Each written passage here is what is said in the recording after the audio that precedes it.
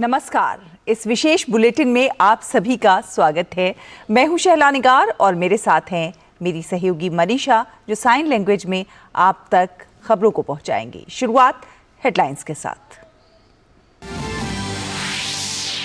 GST council की 52वीं बैठक आज नई दिल्ली में।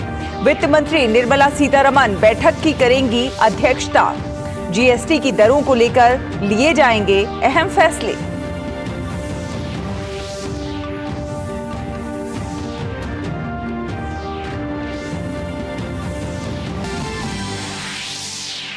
₹2000 के नोट बदलने का आज अंतिम दिन। रिजर्व बैंक ने आज तक बढ़ाई थी समय सीमा। करीब 3.5% नोट या 12,000 करोड़ रुपए मूल्य के नोट अभी भी प्रचलन में।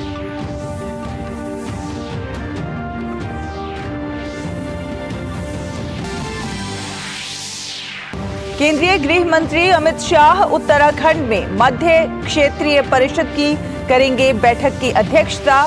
संपर्क, बिजली, नदी जल के बंटवारे और सामान्य हितों के अन्य मामलों पर होगी चर्चा।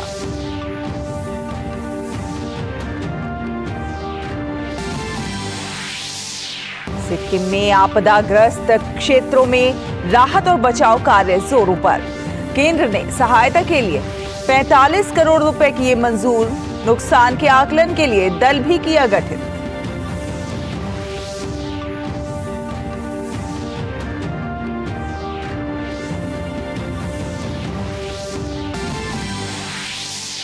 एशियाई खेलों में भारत 100 पदक के करीब। तीरंदाजी में आज सुबह ज्योति सुरेखा वेन्नम ने स्वर्ण और अदिति स्वामी ने जीता कांस्य पदक।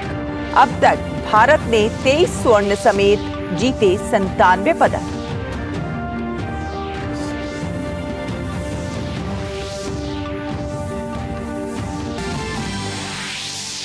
आईसीसी विश्व कप में 2 मुकाबले आज। बांग्लादेश अफगानिस्तान के बीच धर्मशाला में होगा मैच। दक्षिण अफ्रीका और श्रीलंका के बीच दिल्ली में होगा दूसरा मैच।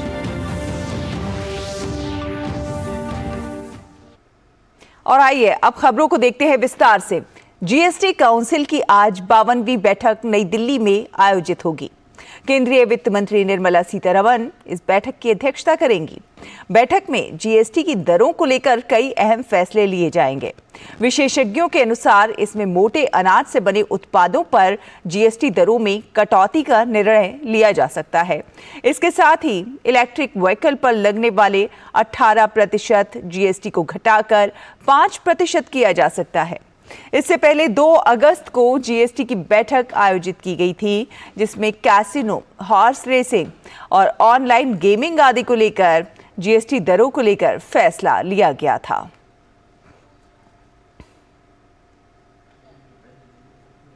₹2000 के नोट बदलने और खाते में जमा कराने का आज आखिरी दिन है। ₹2000 के नोट आज के बाद बैंकों में ना ही बदले जाएंगे और ना ही जमा हो सकेंगे।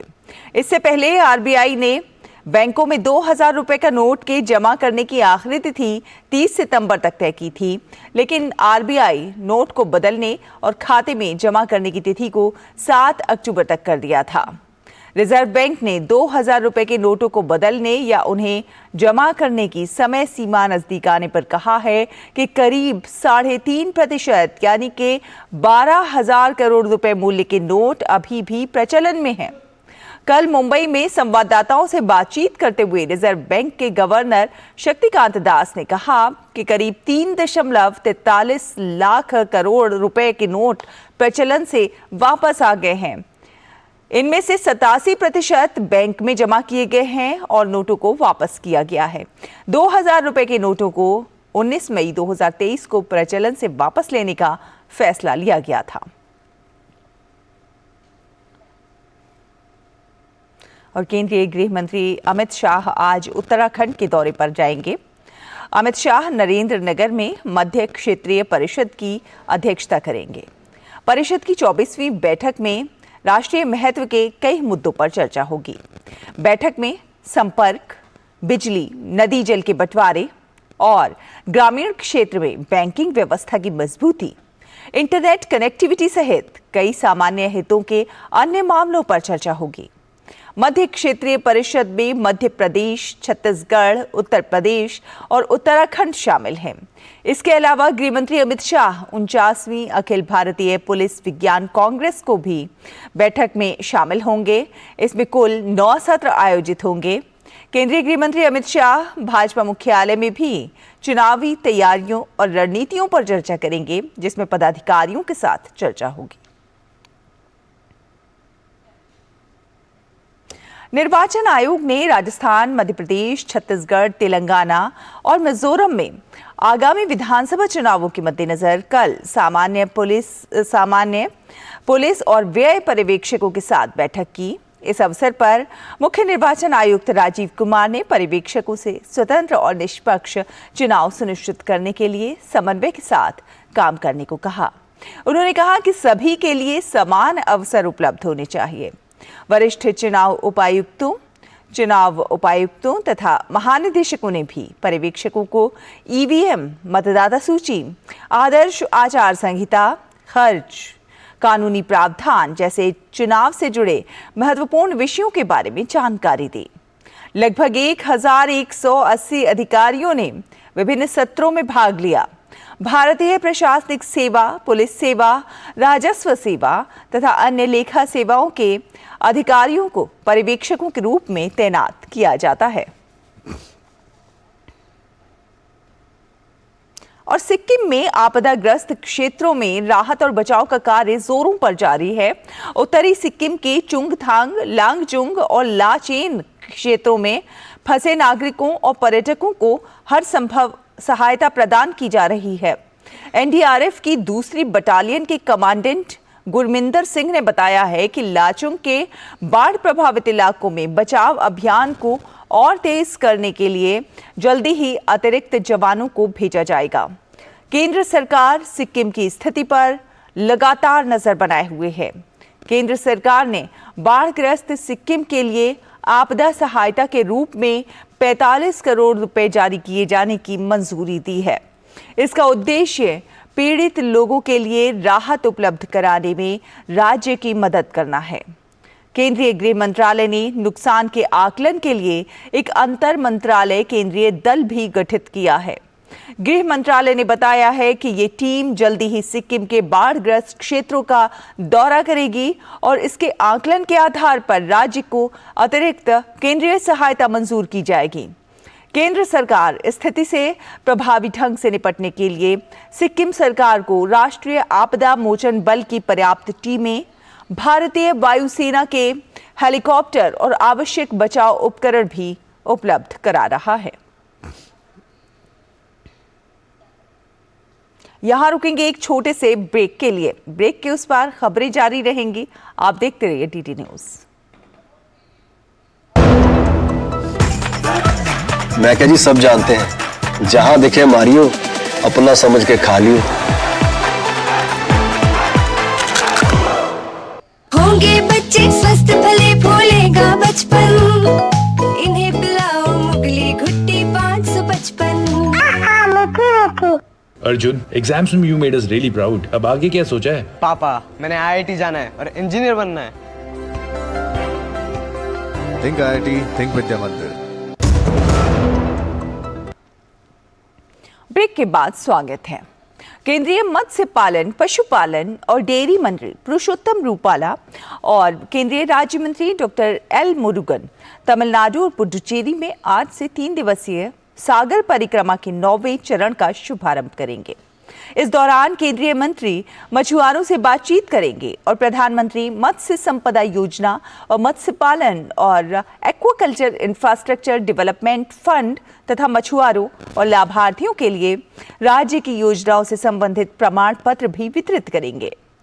सागर परिक्रमा केंद्र सरकार का एक महत्वपूर्ण आउटरीच कार्यक्रम है, जिसका उद्देश्य देश के संपूर्ण तटीय क्षेत्र में मछुआरा समुदाय तक पहुंचकर सरकार की विभिन्न योजनाओं और कार्यक्रमों के बारे में जागरूकता पैदा करना है।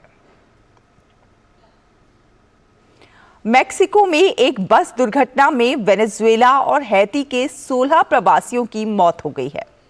इस घटना में लगभग 27 लोग घायल हुए हैं। घायलों को इलाज के लिए अस्पताल में भर्ती कराया गया है। ये दुर्घटना अमेरिका मैक्सिको सीमा पर हुई, जहां प्रवासी यात्री बस, ट्रक या मालगाड़ी में सवार होकर मैक्सिको को पार करते हैं। और चीन के हांगझू में चल रहे एशियाई खेलों में भारत 100 पदक जीतने के करीब है। भारत ने अब तक 23 स्वर्ण समेत कुल 97 पदक जीत लिए हैं। आज सुबह भारत ने तीरंदाजी में 1 स्वर्ण और 1 कांस्य जीता। तीरंदाजी में भारत की ज्योति सुरेखा ने भारत को स्वर्ण पदक दिलाया। उन्होंने महिलाओं के कंपाउंड में व्यक्तिगत स्पर्धा में स्वर्ण पदक पर निशाना साधा। फाइनल मैच में ज्योति सुरेखा ने कोरियाई खिलाड़ी को शिकस्त दी। वहीं इससे पहले महिलाओं के कंपाउंड व्यक्तिगत स्पर्धा में अदिति स्वामी ने महिलाओं के कंपाउंड व्यक्तिगत स्पर्धा में कांस्य पदक जीता। एशियाई खेलों में आज भारतीय खिलाड़ी इन खेलों में 100 पदक जीतने का ऐतिहासिक आंकड़ा पार करने के लिए मैदान पर उतरेंगे। भारतीय पुरुष क्रिकेट टीम फाइनल मुकाबले में आज अफगानिस्तान के सामने होगी, तो वहीं बैडमिंटन, शतरंज और हॉकी सहित अन्य खेलों में भी हमारे खिलाड़ी अपना दम दिखाएंगे। आईसीसी क्रिकेट विश्व कप में आज 2 मुकाबले खेले जाएंगे। आज दिन का पहला मैच अफगानिस्तान और बांग्लादेश के बीच खेला जाएगा। ये मैच धर्मशाला में खेला जाएगा। वहीं दिन के दूसरे मैच में आज दक्षिण अफ्रीका की भिड़ंत श्रीलंका से होगी। आईसीसी क्रिकेट विश्व कप में पाकिस्तान ने जीत के साथ अपने अभियान का आगाज किया है। अपने पहले मुकाबले में पाकिस्तान ने नीदरलैंड्स को 81 रनों से हराने में सफलता पाई थी। पहले बल्लेबाजी करते हुए पाकिस्तान ने नीदरलैंड्स के सामने जीत के लिए 287 रनों का लक्ष्य रखा। जवाब में नीदरलैंड्स की टीम 205 रन ही बना सकी। नीदरलैंड्स के लिए 5 बल्लेबाज ही दहाई का आंकड़ा छू सके। बास डी लीडे ने सबसे ज्यादा 67 रन बनाए। विक्रमजीत सिंह ने 52 रन बनाए। पाकिस्तान के लिए हैरिस राउफ ने 3 विकेट लिए। इसी के साथ इस विशेष बुलेटिन में फिलहाल इतना ही। मुझे, मनीषा को और हमारी पूरी टीम को दीजिए अनुमति। नमस्कार।